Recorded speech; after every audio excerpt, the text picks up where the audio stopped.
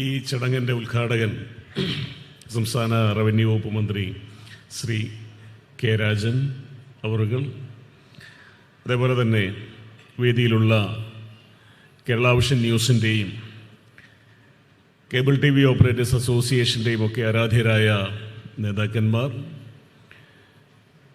വേദിയിലുള്ള സദസ്സിലുള്ള മറ്റ് വിശിഷ്ട വ്യക്തികൾ, ഈ ചടങ്ങിൽ പങ്കെടുക്കുന്നതിനായി ഇവിടെ എത്തിച്ചേർന്നിട്ടുള്ള തിരുവനന്തപുരം ജില്ലയിലെ വിജയികളായിട്ടുള്ള കുടുംബശ്രീ യൂണിറ്റിലെ ഏറ്റവും പ്രിയങ്കരായിട്ടുള്ള അമ്മമാർ, പ്രിയപ്പെട്ട സഹോദരിമാർ, കുട്ടികൾ, അതോടൊപ്പം തന്നെ ഇവിടെ എത്തിയിട്ടുള്ള മറ്റ് സഹപ്രവർത്തകരെ, സുഹൃത്തുക്കളെ, ദീർഘമായ ഒരു പ്രസംഗത്തിലേക്ക് ഞാൻ കടക്കുന്നില്ല. ഒരു കാര്യം മാത്രം സൂചിപ്പിച്ചുകൊണ്ട് ഞാൻ എൻ്റെ കടമ നിർവഹിക്കുകയാണ്. ഒരു കാര്യം മാത്രം നിങ്ങളുടെ ഓർമ്മയിലേക്ക് കൊണ്ടുവന്നുണ്ട്.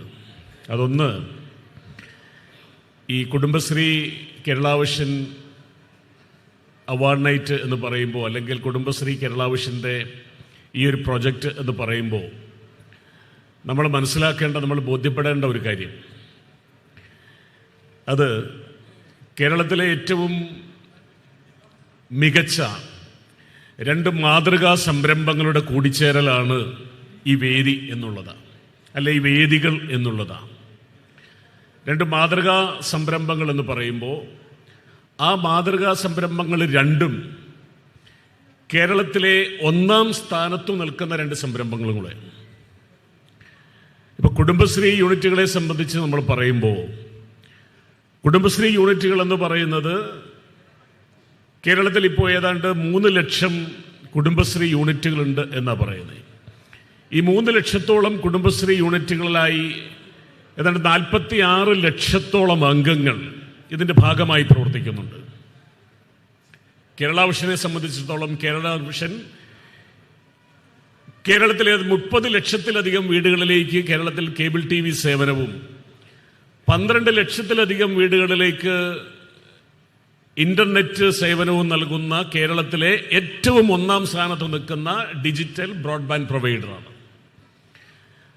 ആ കമ്പനിയുടെ ഭാഗമായി പ്രവർത്തിക്കുന്ന വാർത്താ ചാനലാണ് കേരള വിഷൻ ന്യൂസ്.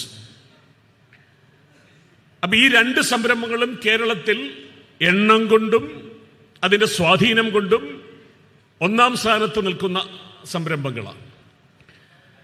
30 ലക്ഷം കുടുംബങ്ങൾ എന്ന് പറയുമ്പോൾ ഒരു കുടുംബത്തിലെ 4 അംഗങ്ങളെ വെച്ച് കണക്ക് കൂട്ടിയാൽ ഏതാണ്ട് 1,20,00,000-ലധികം ഉപഭോക്താക്കളെ കൈകാര്യം ചെയ്യുന്ന സ്ഥാപനമാണ് കേരള വിഷൻ. 46 ലക്ഷം അംഗങ്ങൾ എന്ന് പറയുമ്പോൾ ഇതുപോലെ തന്നെ ഏതാണ്ട് 1.5 കോടി ആളുകളുമായി ആ ഓരോ കുടുംബത്തിലെ അംഗങ്ങളുടെ ഭാഗമായി മാറിയിരിക്കുന്നവരാണ് കുടുംബശ്രീ യൂണിറ്റിലെ അംഗങ്ങൾ.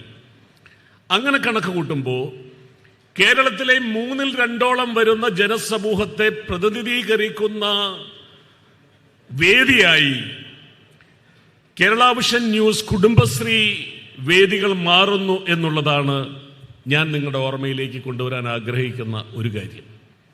അതോടൊപ്പം ഇതിൻ്റെ സമാപനത്തിൽ കേരളത്തിലെ ഏറ്റവും അധികം പ്രേക്ഷകരുള്ള, കേരളത്തിലെ ഒന്നാമത്തെ വാർത്താ ചാനലായി നിലനിൽക്കുന്ന കേരള വിഷൻ ന്യൂസ് കൂടി കൈകോർക്കുമ്പോൾ, ഏഷ്യാനെറ്റ് ന്യൂസ് കൂടി കൈകോർക്കുമ്പോൾ കേരളത്തിലെ ഒന്നാമന്മാരുടെ കൂട്ടായ്മയായി ഈ സംരംഭം മാറുന്നു. അപ്പൊ കേരളത്തിന്റെ ചരിത്രത്തിൽ തന്നെ ഇങ്ങനെയൊരു സംരംഭം ഇപ്പോൾ ഇല്ല എന്നുള്ളതാണ്. അപ്പൊ ഇത്രയും വലിയ, ഇത്രയും സാധ്യതയുള്ള, ഇത്രയും ബൃഹത്തായ ഈ ഒരു ചടങ്ങ് ഏറ്റെടുക്കാൻ ഞങ്ങളെ സൂചിപ്പിച്ചതിൻ്റെ പിറകിലുണ്ടായ കാരണങ്ങളൊക്കെ ഞങ്ങളുടെ നേതാവും ഞങ്ങളുടെ സഹപ്രവർത്തകനുമായിട്ടുള്ള സ്വാഗത പ്രാസംഗികനോട് വിശദമായി സൂചിപ്പിച്ചു.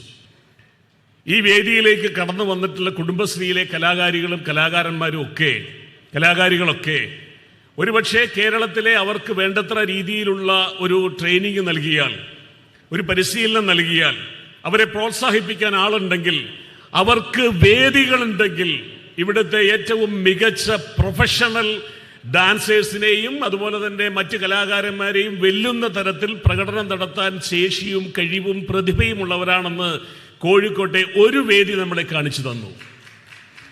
അങ്ങനെ 14 വേദികളിലേക്ക് ഞങ്ങൾ കടന്നു വരികയാണ്. ആ 14 വേദികളിലും വെച്ച് നമ്മുടെ ഈ അമ്മമാരെ, നമ്മുടെ ഈ സഹോദരിമാരെ, നമ്മുടെ ഈ കുട്ടികളെ, കുടുംബങ്ങളെ ഞങ്ങൾ കേരളത്തിൻ്റെ പൊതുസമൂഹത്തിൻ്റെ മുന്നിലേക്ക്, ചാനലുകളുടെ വെള്ളി വെളിച്ചത്തിലേക്ക് സഹർഷം വിനയത്തോടെ സ്വാഗതം ചെയ്യുന്ന വേദിയായി കേരള വിഷന്റെ ഈ വേദികൾ മാറട്ടെ എന്ന് മാത്രം ആശംസിച്ചുകൊണ്ട് എല്ലാ വിജയം നേർന്നുകൊണ്ട് അവസാനിപ്പിക്കുന്നു. നന്ദി, നമസ്കാരം.